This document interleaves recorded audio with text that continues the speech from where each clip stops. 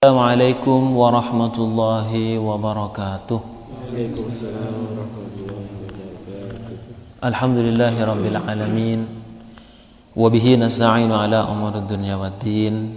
Wassalatu wassalamu ala asyrafil anbiya'i wal mursalin. Wa ala alihi wa sahbihi wa man tabi'ahum bi ihsanin ila yaumiddin. Asyhadu an la ilaha illallah wahdahu la syarika lah. Wa asyhadu anna Muhammadan abduhu wa rasuluh la nabiyya ba'dah wa la hawla wa la quwwata illa billah amma ba'du. Ikhwatul kiram rahimakumullah, alhamdulillah, dengan nikmat Allah Subhanahu wa taala, anugerah serta karunia-Nya, kita diberikan nikmat iman, Islam. Kita juga diberikan nikmat sehat dan sempat untuk mengkaji ilmu-ilmu Allah Subhanahu wa taala. Alhamdulillah, kita telah masuk pada 10 terakhir dari bulan Ramadan, di mana di 10 terakhir ini adalah malam yang sangat istimewa, malam yang kemungkinan besar Lailatul Qadar itu diturunkan oleh Allah Subhanahu wa taala kepada hamba-hambanya yang melaksanakan ibadah tentunya dan menjauhi kemaksiatan. Beberapa amalan yang dianjurkan di saat 10 terakhir dari bulan Ramadan itu sangat banyak sekali. Di antaranya, dan itu yang populer, adalah amalan i'tikaf. I'tikaf itu adalah satu amalan di mana dia berdiam diri di masjid, al-labthu fil masjidi taqarruban ila Allah Subhanahu wa taala, dengan harapan menggapai ridha Allah Subhanahu wa taala, mendekatkan diri kepada Allah Subhanahu wa taala. Dan ini sering dilakukan oleh Rasulullah. Sayyidah Aisyah menceritakan, kana Rasulullah sallallahu alaihi wasallam ya'takifu fil ashril awakhir min Ramadan. Beliau menyebutkan bahwa Rasulullah beriktikaf di 10 terakhir di bulan Ramadan. Wa kana ya'takifu min ba'dihi azwajuhu. Kemudian amalan iktikaf ini setelah Rasulullah wafat dilanjutkan oleh para istrinya. Dan sahabat juga melakukan hal ini, iktikaf ini. Karena amalan yang sangat mudah dan pahalanya sangat banyak. Diam diri saja di masjid, dia sudah mendapatkan pahala yang terus mengalir. Dengan syarat dia berniat, ya. Dia berniat untuk i'tikaf di dalam masjid itu. Kemudian amalan berikutnya yang dianjurkan adalah bersedekah. Itu juga sangat dianjurkan di bulan Ramadan. Disebutkan juga dalam beberapa hadis bahwa Rasulullah itu adalah sangat pemurah. Beliau itu sangat dermawan. Tapi wa asyaddu min dzalik, lebih hebat dari itu kedermawanan Rasulullah yang memang sudah merupakan tabiat beliau apa? Ketika di bulan Ramadan. Kalau diandaikan Rasulullah itu seperti angin yang sepoi-sepoi, maka kedermawanan Rasulullah itu lebih hebat lagi, lebih dermawan dari angin sepoi-sepoi yang selalu diharapkan oleh orang Arab kala itu. Karena di situ panas, ya, jadi angin sepoi-sepoi itu menjadi harapan yang sangat kuat bagi mereka. Kalau di sini tanpa sepoi-sepoi pun sudah kedinginan, gitu. Lain, beda. Kemudian memperbanyak amal-amal sunnah, sholat sunnah. Di antaranya telah kita dilakukan mulai dari awal Ramadan, yaitu sholat tarawih. Kemudian sholat sunnah-sunnah yang lainnya, tahajud. Apalagi kalau di Ramadan itu ada kesempatan, dia bangun sekitar jam 3 atau setengah 4, nah itu masih ada kesempatan banyak itu. Cuman karena sudah terlena dengan sahur, gitu kan, begitu juga masih ada cemilannya, akhirnya ada yang terlupa untuk melaksanakan salat tahajud ini. Berikutnya yang sangat dianjurkan adalah membaca Al-Quran, tilawatul Quran. Jadi mulai dari awal Ramadan itu sudah dianjurkan memang. Tapi di 10 terakhir itu sangat dianjurkan. Berapa kemudian yang telah kita baca? Berapa yang kemudian telah kita pelajari dari ayat-ayat Al-Quran itu? Berapa ayat? Nah, itu nanti mumpung masih ada kesempatan, mari kita perbanyak nanti membaca Al-Quran. Pembahasan kita kali ini akan khusus membahas terkait membaca Al-Quran. Salah satu amalan yang sangat dianjurkan di bulan Ramadan, apalagi di terakhir dari bulan Ramadan. Beliau berkata, Al-Habib Abdullah bin Alawi bin Muhammad Al-Haddad berkata, wa'alamu ma'asyiral ikhwani ja'anallahu wa iyyakum minat talina li kitabihil aziz haqqa tilawatih. Ketahuilah wahai para saudara, semoga kita selalu mendapatkan hidayah dari Allah. Hendaknya kalian selalu membaca kitab Al-Aziz, kitab Allah Subhanahu wa taala yang mulia, haqqa tilawatih, dengan sebenar-benarnya membaca. Di sini beliau menggunakan tilawah, tidak menggunakan qiraah. Karena memang di dalam bahasa Arab antara qiraah dengan tilawah ada sedikit perbedaan. Kalau qiraatul Quran, dia membaca hanya sekedar membaca, dan itu pun pahalanya banyak sekali. Tapi kalau tilawah, maka dia itu di atasnya membaca biasa. Kenapa? Karena kalau tilawah dia membaca sekaligus memahami atau berusaha memahami dari segala sisi yang berkaitan dengan Al-Quran. Segi tafsirnya, dan itu yang utama, dari segi tajwidnya, dari segi hukum-hukum yang disebutkan di dalam Al-Quran apa saja. Kemudian bahkan dari segi bahasanya, kalau dia mungkin ahli di dalam bidangnya, dia susunannya ini menjadi apa, mubtada kah, khabar kah, dan yang lainnya. Jadi dia bukan hanya sekedar qiraah, tapi tilawah. Nah, tilawah di sini memang membaca sekaligus ada upaya untuk memahami Al-Quran dan berupaya untuk mengamalkan isi Al-Quran. Tentunya ini yang kita harapkan dan ini yang kita inginkan, membaca sekaligus berupaya memahami dan mengamalkan, tidak hanya sekedar membaca. Kalau hanya sekedar membaca, kan begitu, hanya sekedar membaca atau hanya sekedar menghafal itu saja, tidak kemudian dia berupaya untuk memahami isi Al-Quran, maka di Universitas Harvard ya, di luar negeri, maka banyak orang Yahudi dan Nasrani yang bisa membaca Al-Quran, justru ada sebagian yang hafal Al-Quran. Kalau hanya sekedar membaca dan menghafalkannya, tapi kemudian upaya untuk memahami dan mengamalkannya itu tidak ada. Oleh karenanya digunakanlah beliau di sini redaksinya tilawah, yaitu membaca dan memahami. Itu yang pertama, membaca dan memahami.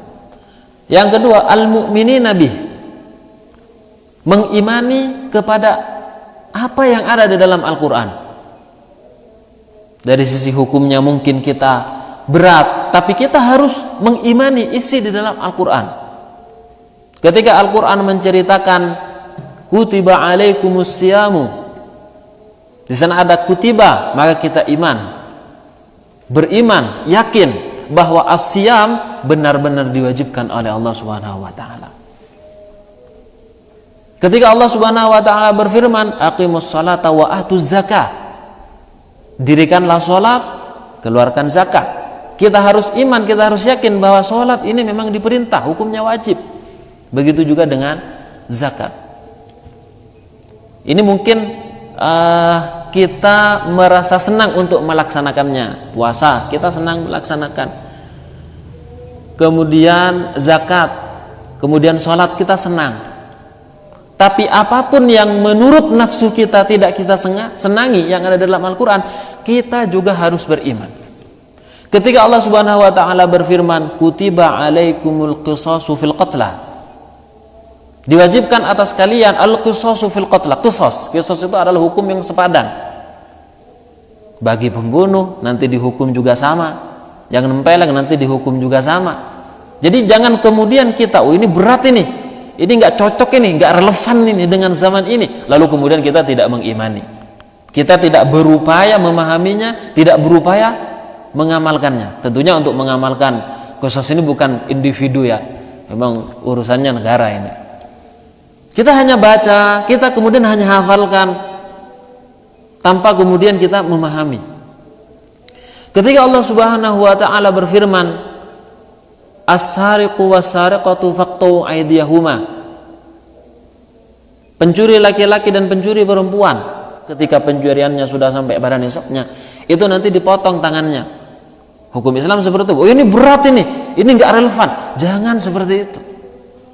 Jadi ketika apa yang sudah disebutkan dalam Al-Quran, ya kita imani.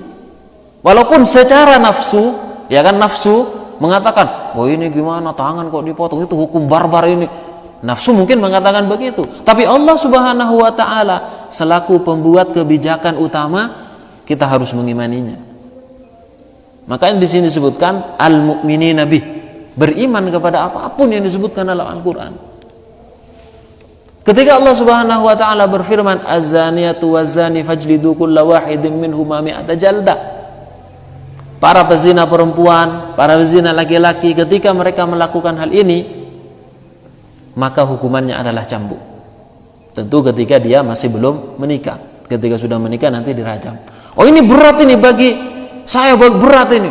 Ini tidak relevan dengan zaman ini. Masa hukuman harus merajam sampai kemudian mati? Mungkin nafsu mengatakan seperti itu. Tapi ketika Allah Subhanahu wa taala menyatakan seperti ini, maka tidak ada lain, tidak ada kata lain di dalam hati kita kecuali kita sami'na wa ta'na. Artinya walaupun kita belum mampu melaksanakan hal itu, jangan kemudian mengingkari. Karena mengingkari satu ayat di dalam Al-Quran, mengingkari satu hukum di dalam Al-Quran, sama dengan mengingkari seluruh Al-Quran dari Al-Fatihah sampai An-Nas. Bagaimana kemudian dikatakan hukum itu barbar, padahal Allah lah yang membuat hukum, di mana Allah lah yang menciptakan manusia. Jadi intinya, apapun yang disebutkan oleh Al-Quran, kita harus mengimaninya. Al-hafidhina lahu wal mahfudhina bihi, berupaya menghafalkan isi Al-Quran. Ayat Al-Quran kita hafalkan, kita jaga dengan cara menghafal. Jadi tidak cukup kita hanya menghafal Al-Fatihah, karena memang sholat itu rukun qaulinya diantaranya adalah Al-Fatihah. Kan surat-suratan itu kan sunnah Ustaz, gak apa-apa lah Al-Fatihah saja. Itu pemikiran yang sangat minimalis gitu kan. Jadi menjadi seorang mukmin itu kan jangan minimalis, yang idealis gitu. Ini saja cukup, tidak harus menghafalkan lagi. Oh saya sudah sepuh Ustaz, sudah tua saya.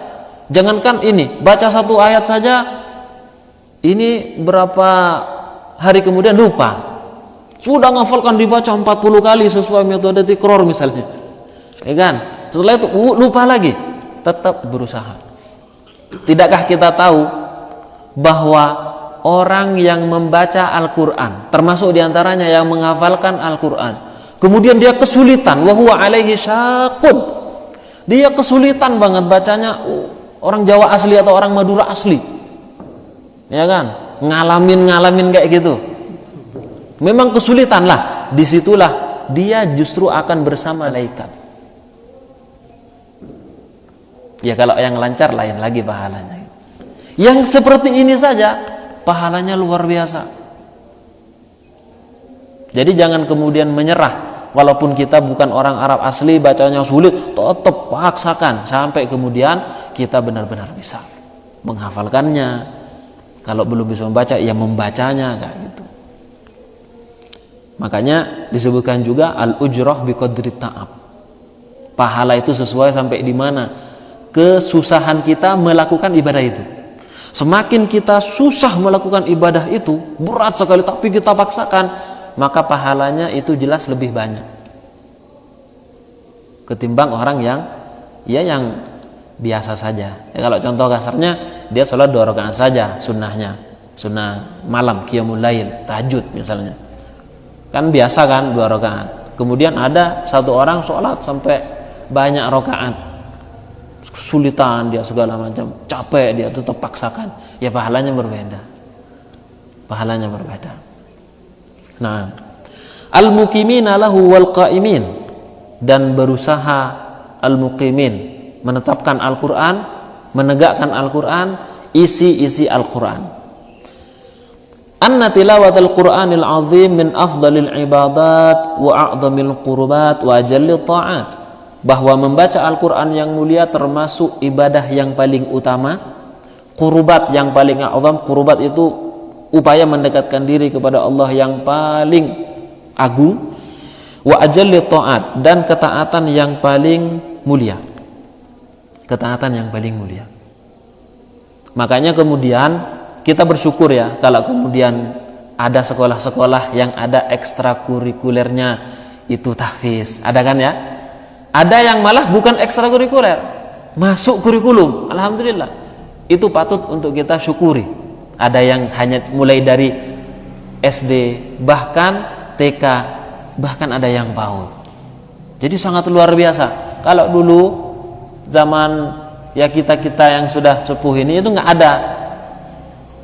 Alhamdulillah itu disebabkan dakwah sehingga orang-orang memahami betapa pentingnya Al-Quran ini.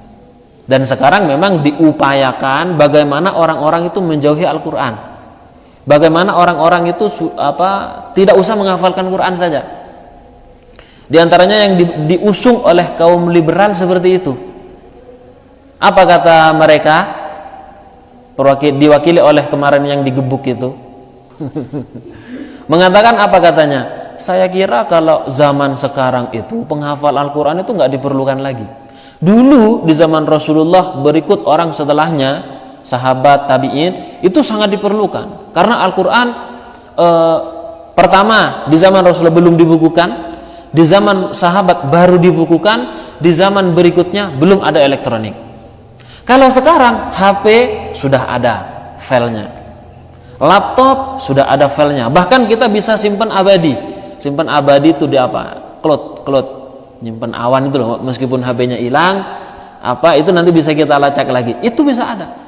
Sehingga dia mengatakan apa? Jadi tidak diperlukan lagi adanya para penghafal Quran.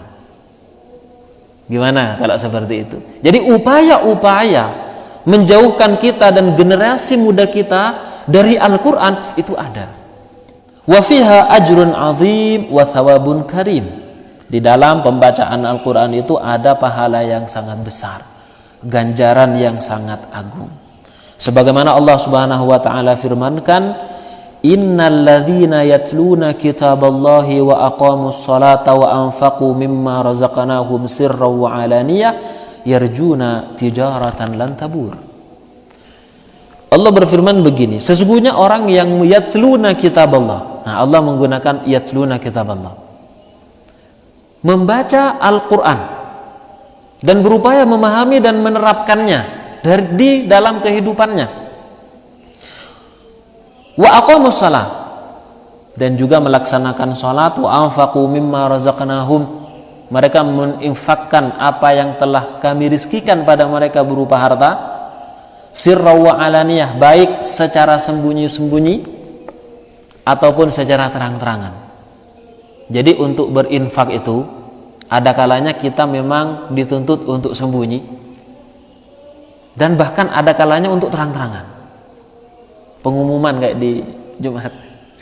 Nanti pesan jangan lupa ya nama saya disebut. Jadi intinya ada kalanya bersedekah itu terang-terangan itu bisa dan diperbolehkan. Bagi siapa? Khususnya bagi tokoh, agar nanti diikuti oleh pengikutnya. Ada seorang ustadz misalnya, kiai, itu ada kalanya memang perlu untuk menunjukkan dia bersedekah. Gak tahu kalau diumumkan itu ya mau masuk gimana, riya atau tidak. Nanti kalau riya atau tidak kan itu urusan dirinya dengan Allah SWT. Cuman memang kadang perlu untuk seperti itu. Makanya berdakwah di media sosial sekarang, zaman sekarang, itu bukan hal yang kemudian tabu lagi, bahkan adalah satu keharusan.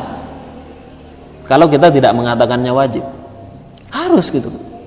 Kalau kemudian tidak ada para ustadz yang mau berdakwah lewat medsos karena menganggapnya itu adalah hal yang baru, itu kurang bagus lah, kita kan nanti ria apa segala macam, sum'ah dilihat orang. Bukan seperti itu cara berpikirnya. Cara berpikirnya, kalau seandainya para ustadz itu tidak mau di medsos, lalu apa isi dari medsos itu sendiri? Isi dari TikTok itu kira-kira apa? Kalau para ustadz, oh enggak, ini saya pokoknya ikhlas, tidak mau di video, tidak mau masuk medsos misalnya. Isinya Instagram apa? Isinya Facebook apa? Bisa ditebak, Mas. Kalau enggak joget-joget, ya kan, buka aurat dan yang lainnya. Apa namanya? Crazy rich apa itu? Sombong-kesombongan kayak gitu kan, pamer dengan hartanya, itu saja isinya. Makanya untuk membendung hal itu, kita sebarkan dakwah diantaranya di media sosial. Kalau masalah riya atau tidaknya, itu adalah urusan kita dengan Allah, urusan hati. Ya kita tentu tidak mau untuk kemudian riya, di mana riya disebutkan dengan asyirkul asgar, syirik kecil. Ya tentu itu akan menghanguskan amalan-amalan kita. Nah, makanya memang perlu wa alaniyah, terang-terangan boleh.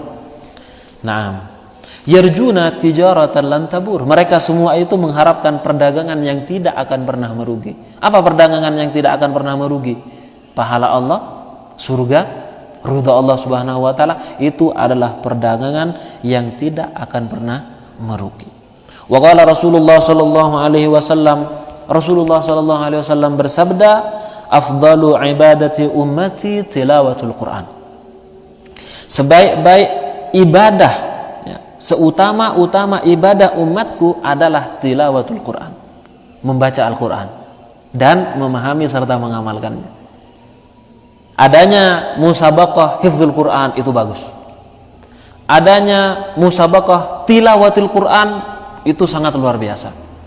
Tapi kenapa tidak ada musabaqah pengamalan Al-Quran? Ya kan? Bagus sekali itu. Kemarin di sini anak-anak kita ajarkan bagaimana mencintai Al-Quran, diantaranya dengan lomba hafalan. Itu sangat bagus sekali. Suatu ketika nanti, ya, adakan juga musabaqah pengamalan Al-Quran, MPQ. Cuman musabaqah pengamalan Al-Quran ini tidak harus dilombakan kayak yang kemarin ada hadiahnya segala macam. Kita pribadi, ya kan, makanya berlomba-lomba di dalam fasabiqul khairat, dalam kebaikan. Di antara kebaikan adalah mengamalkan isi Al-Quran. Wa qala alaihi salatu wassalam, dalam hadis lain Rasulullah bersabda, man qara'a harfan min kitabillah kutibat lahu hasanatun. Barang siapa yang baca satu huruf saja daripada Al-Quran, maka akan ditulis satu kebaikan. Wal hasanatu bi asyri amthaliha, dan kebaikan yang tadi itu dilipat gandakan menjadi 10. La aqulu alif lam mim harfun wahidun. Saya tidak mengatakan alif lam mim itu satu huruf. Alif lam mim itu bukan satu huruf. Bal alifun harfun, akan tapi alif sendiri itu satu huruf, walamun harfun, lam itu satu huruf, wa mimun harfun, dan mim satu huruf. Itu kalau di bulan Ramadan masih dilipat gandakan lagi. Karena beda memang ibadah di waktu utama atau di tempat utama dengan ibadah di hari biasa dan di tempat biasa. Jadi kita kalau baca Al-Quran di bulan Ramadan itu tidak sama ketika kita membaca Al-Quran di bulan Syawal misalnya. Kita membaca Al-Quran di Makkah Al-Mukarramah, Madinah, ya kan, Makkah Madinah, itu tidak sama dengan membaca Al-Quran di Masjid Quba ataupun yang lainnya. Memang ada keistimewaan hal itu. Ya kan, sholat di Masjid Quba dengan Masjid Nabawi ya memang berbeda. Walaupun Allah Maha Bijaksana, ketika kita punya keinginan yang sangat kuat untuk mengunjungi Ka'bah dan juga Madinah untuk melaksanakan ibadah haji ataupun umrah, Allah akan berikan kebijaksanaannya. Kita dalam keadaan fakir, cuman mau berangkat nggak ada uang, tapi keinginan itu sudah sangat luar biasa, Allah akan berikan itu. Ya kan? Dan ulama-ulama kita banyak yang tidak haji, Pak. Bukan ulama sekarang, ulama dulu. Di antaranya yang saya tahu adalah Abu Ishaq Asy-Syairazi, salah seorang pemuka di dalam mazhab Syafi'i. Beliau itu diceritakan sangat fakir sekali, sampai kemudian nggak pernah haji karena memang nggak punya uang gitu kan, orang fakir. Tapi karyanya Pak sampai sekarang, tulisannya sampai sekarang, diantaranya itu adalah Al-Muhadzab, ada sekitar 4 jilid yang kemudian disyarahi oleh An-Nawawi menjadi Al-Majmu' Syarhul Muhadzab, menjadi sekitar 26 jilid, ya kan. Dan ketika membahas haji, seakan-akan sudah berangkat haji ribuan kali. Bisa dilihat di kitab itu, padahal belum haji. Tapi ketika membahas haji, seakan-akan lebih ngerti dari yang ribuan kali berangkat haji. Bayangkan. Nah, Allah Subhanahu wa taala akan memberikan apa yang kemudian menjadi keinginannya, akan tapi dia tidak mampu untuk melaksanakan. Karena Allah Maha bijaksana. Jadi di dalam alif lam mim saja itu sudah 3 huruf, 30 kebaikan. Itu pun kalau di bulan Ramadan dilipat gandakan lagi. Cuman walaupun mengejar ini ya, tetap tajwidnya diperhatikan. Karena orang kadang mengejar ini pokoknya habis baca, nggak jelas, sehingga disebutkan seperti suara lebah. Padahal di sini seharusnya berhenti wakaf, lanjut aja terabas, pokoknya dapat berapa huruf pun banyak saya ini, berlembar-lembar ini. Tapi tajwidnya dilewatin ya, seharusnya itu seharusnya guna pokoknya dapat berhuruf-huruf, berlembar-lembar. Nah ini kurang bagus juga gitu ya, karena ketika dia hak-hak dari Al-Quran tidak ditunaikan, maka Al-Quran ditakutkan akan menjadi hujjah atas kita, karena Al-Quran itu hujjatun lana au hujjatun alaina. Quran itu bisa menjadi hujjatun lana, yang akan menjadi tameng kita, yang kemudian membela kita, atau hujjatun alaina, justru dia yang akan menjatuhkan kita ke dalam siksaan Allah. Ya Allah, orang ini saya dibaca dengan sembarangan. Dia sudah tahu tajwidnya, itu sudah belajar, tahsinnya sudah belajar, tapi tetap saja bacanya kayak gitu. Nah, takutnya seperti itu. Jadi makanya sewajarnya pokoknya baca semampunya, ya kan, tanpa kemudian menghilangkan hak-hak dari bacaan Al-Quran itu sendiri. Di dalam hadis lain Rasul bersabda, wa qala alaihi salatu wassalam, di dalam hadis qudsi, yaqulullahu ta'ala, Allah berfirman, man syagalahu dzikri wa tilawatu kitabi an mas'alati a'taytuhu afdala ma'utis sa'ilin.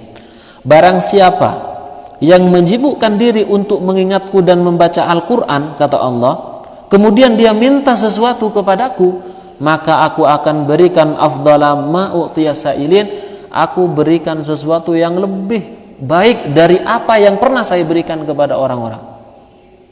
Kalau misalkan, kalau kita ukur secara duniawi ya Allah, saya minta mobil, saya kasih yang paling bagus. Mobil apa sekarang? Mobil apa Pak? Alphard atau apa? Ya Allah, saya minta, misalnya ini permisalan saja, ya Allah saya minta rumah, maka saya akan berikan rumah yang paling bagus. Rumah apa kira-kira yang terbuat dari apa?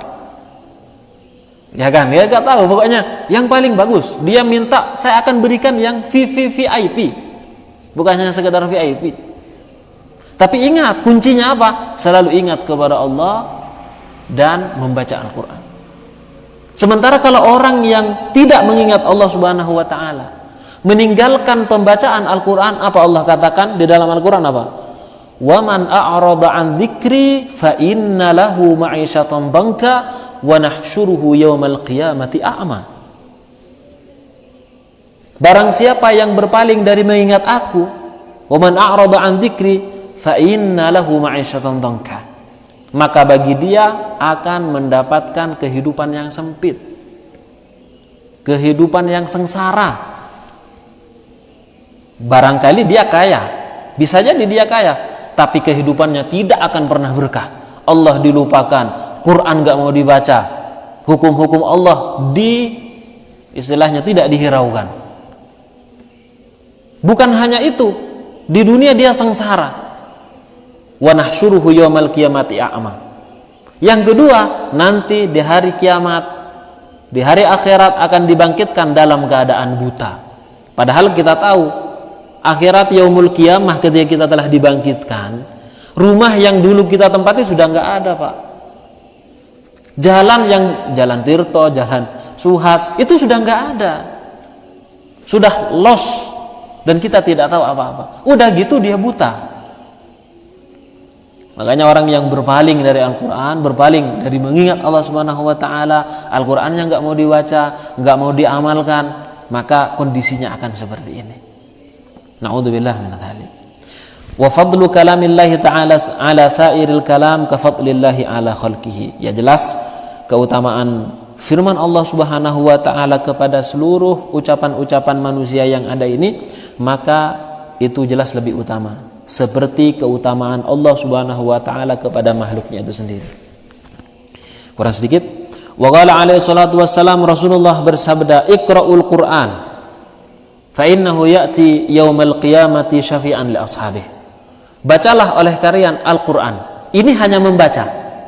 Bagaimana kalau kemudian dia, Rasulullah di sini menggunakan redaksi iqra'u, iqra'u, sebagaimana dalam ayat yang pertama kali turun iqra'. Jadi membaca. Ini membaca saja. Fa innahu ya'ti yaumal qiyamati syafi'an li ashabihi, maka pada hari kiamat dia akan menjadi syafaat. Dia akan memberikan pertolongan atas izin Allah Subhanahu wa taala bagi mereka yang membaca Al-Quran. Lalu bagaimana kalau kemudian dia mengamalkan isi Al-Quran, memahami isi Al-Quran? Nah, wa qala Aliun karramallahu wajhah radhiyallahu anhu, Sayyidina Ali pernah berkata, man qara al-Quran wa huwa qa'imun fis shalah. Barang siapa yang membaca Al-Quran sedangkan dia berdiri di dalam salatnya, baik dia itu membacanya sedikit ataupun banyak, ya lebih-lebih banyak, kana lahu bikulli harfin mi'atu hasanatin, maka setiap huruf dia akan mendapatkan 100 kebaikan. Karena itu tadi, kondisi sekarang membaca Al-Quran sedang sholat. Kalau tadi yang 10 itu di luar sholat, kalau sedang sholat berlipat lagi, kondisinya berbeda soalnya. Nah, wa man qara'ahu wa huwa qa'idun fis shalah, dan barang siapa yang membaca Al-Quran wa huwa qa'idun fis shalah sedangkan dia duduk di dalam sholatnya, kana lahu bikulli harfin khamsuna hasanatan, maka dia akan mendapatkan 50 kebaikan dalam setiap hurufnya.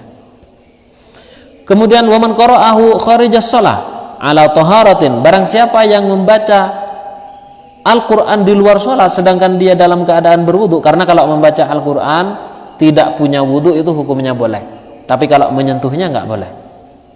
Jadi misalkan kita nggak punya wudu dan tidak dalam keadaan hadas besar, maka kita boleh membaca Al-Quran, Al-Quran hafalan kita, atau membaca dari lembar kemudian kita tidak menyentuhnya.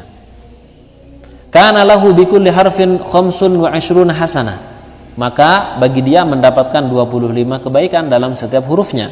Wa man qara'ahu wa huwa ala ghairi taharah kana lahu bikulli harfin asyru hasanat.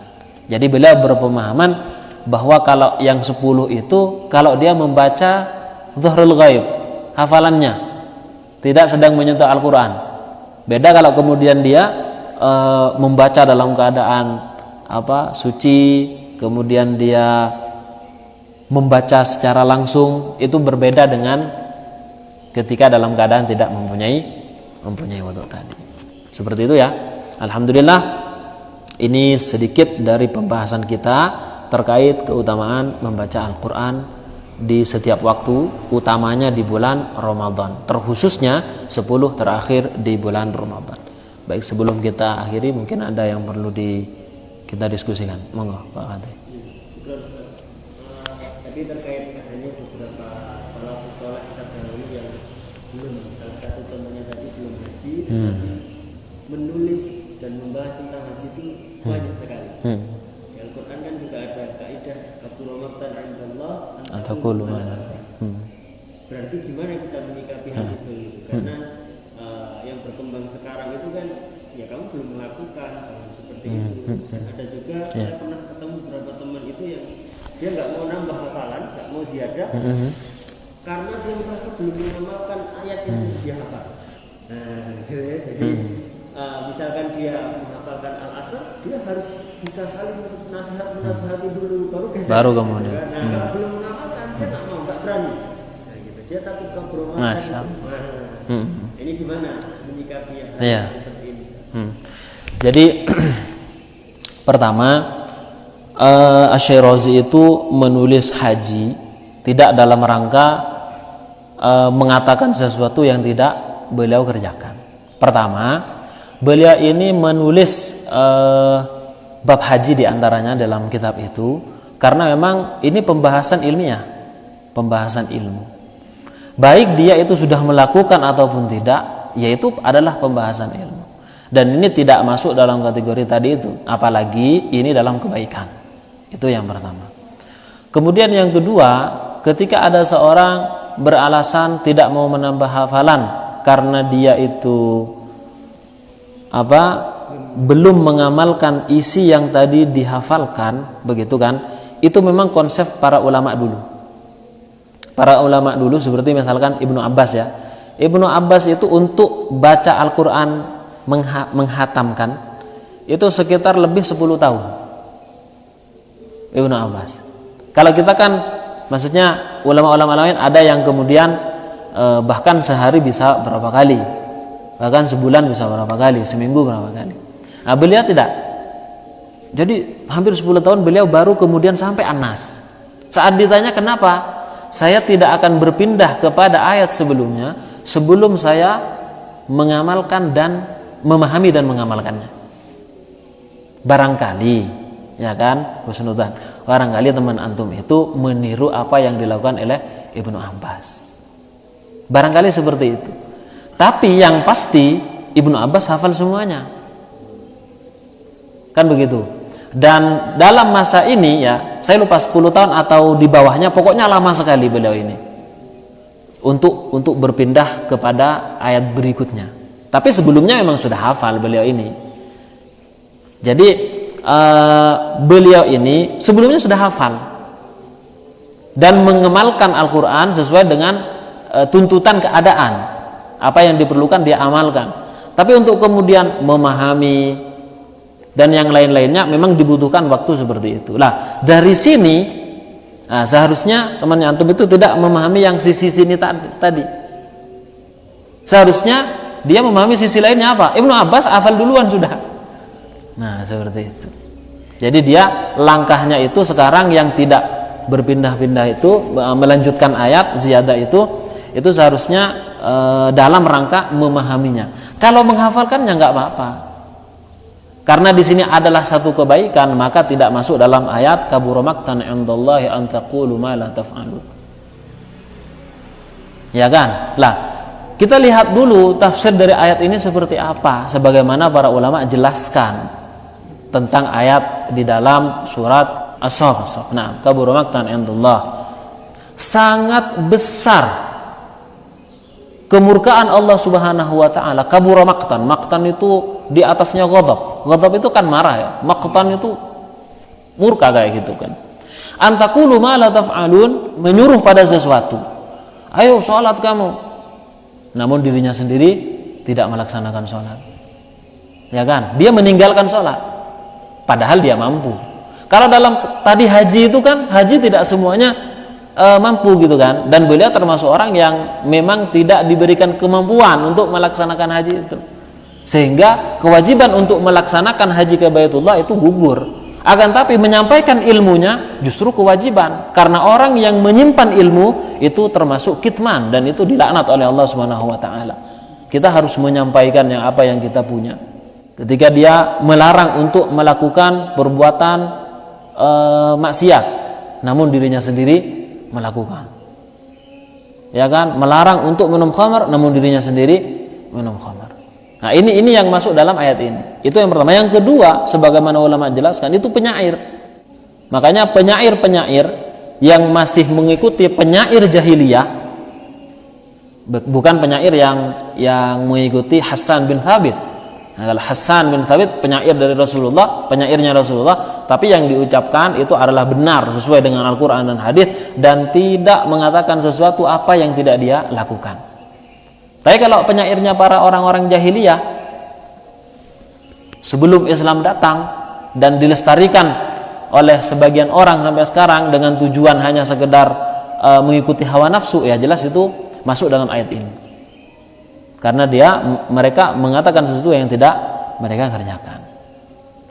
Sungguh pun begitu, kalau kita lihat pembahasan para ulama, di antaranya adalah apa yang dijelaskan oleh Al-Ghazali di dalam beberapa kitabnya, di antaranya adalah Ihya.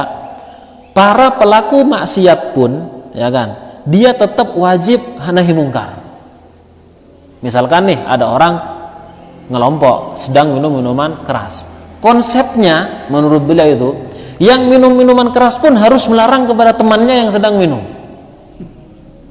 walaupun dia sendiri berdosa, ya kan? Masuk dalam ayat ini juga.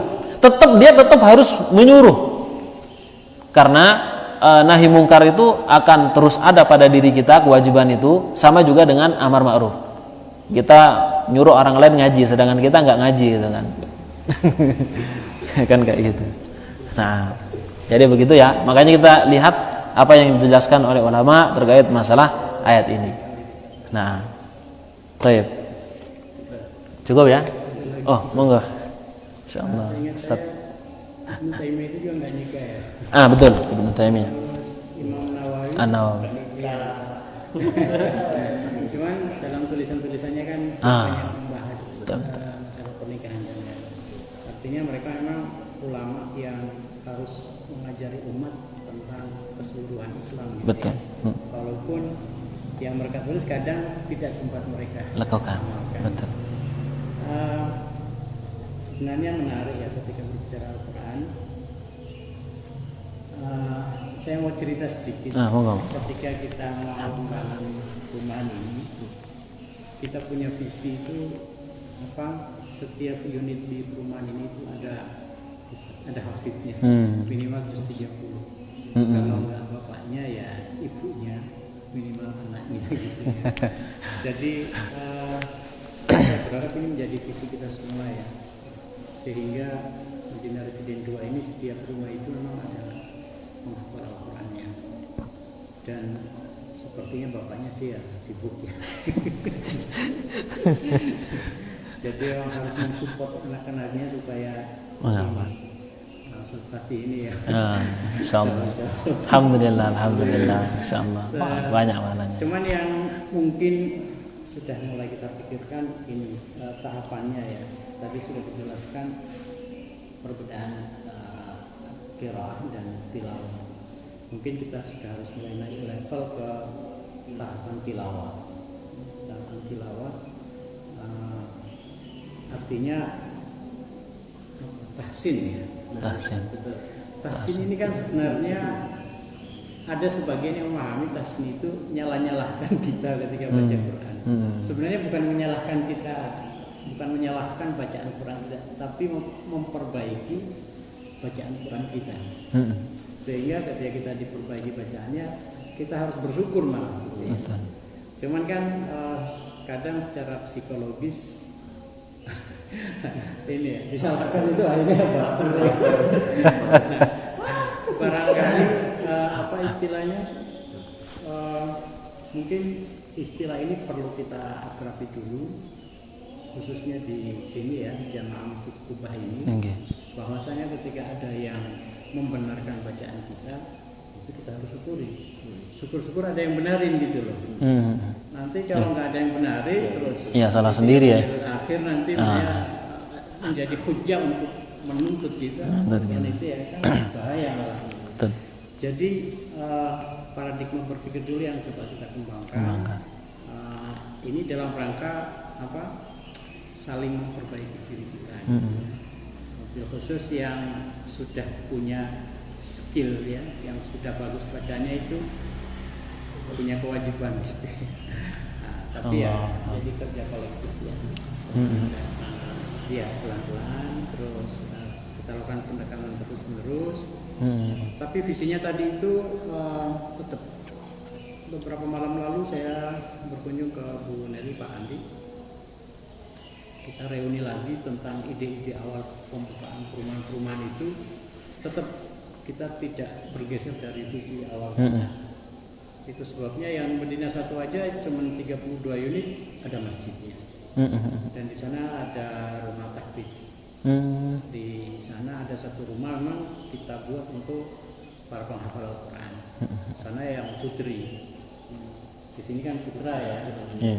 Kemarin kafling 40 yang saya tempati ini sempat diminta jadi rumah tahfidz untuk putri.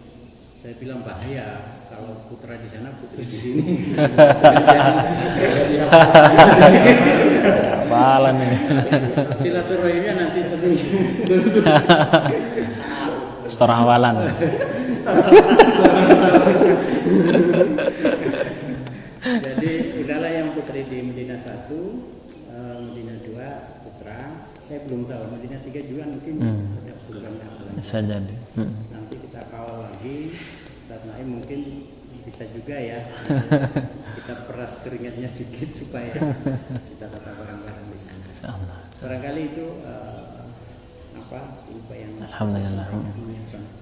Iya, untuk yang pertama ulama-ulama yang tidak menikah itu banyak. banyak ya. Bisa dibaca di kitab Al-Ulama'ul Uzzab Alladzina Atharul Ilma 'ala Zawaj yang ditulis oleh Syekh Abdul Fattah Abu Ghuddah.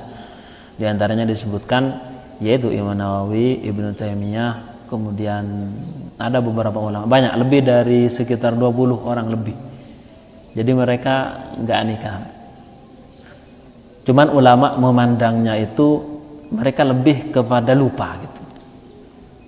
Saking sibuknya mencari ilmu, mendalami Al-Quran. Bayangkan kalau Imam Nawawi itu karyanya itu diperkirakan oleh ulama itu lebih banyak dari umurnya. Kalau diperkirakan, kira-kira Imam Nawawi itu lahir dia sudah nulis 1 lembar sampai meninggalnya. Diperkirakan ya, padahal beliau nulisnya saat umur belasan tahun.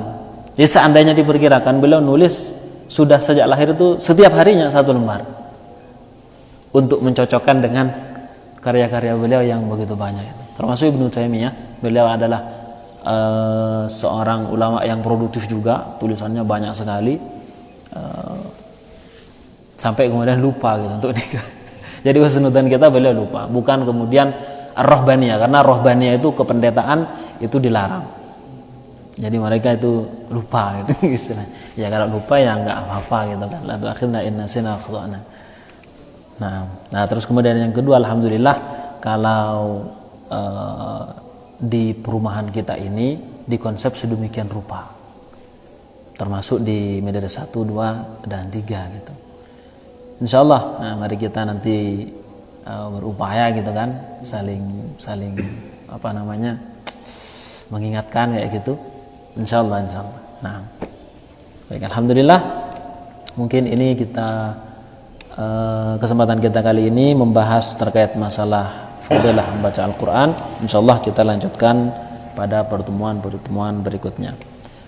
Hadani Allah wa iyyakum ila shiratihil mustaqim. Wassalamualaikum warahmatullahi wabarakatuh. Mas, maghrib. Waduh lah, tidur saya nih.